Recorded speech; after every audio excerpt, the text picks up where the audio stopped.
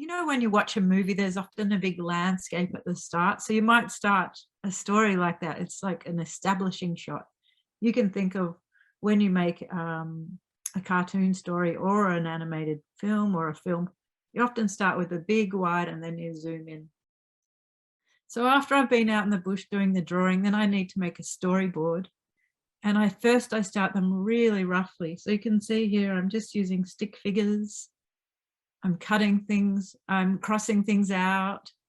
I might have spelled everything like not correctly. But basically I'm trying to get all my ideas out as much as I can and not edit myself at that point, just to try and get the story rolling.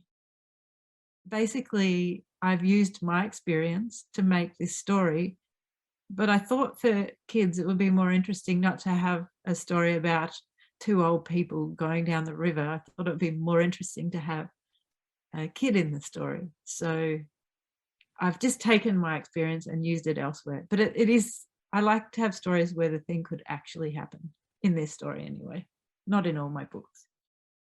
Sort of like a jigsaw, I'm using the sticky notes and I might be moving them all around. For example, the yellow ones might be about the frog, and the blue ones might be about one of the characters. And I just need to sort of work out where everything goes in the story.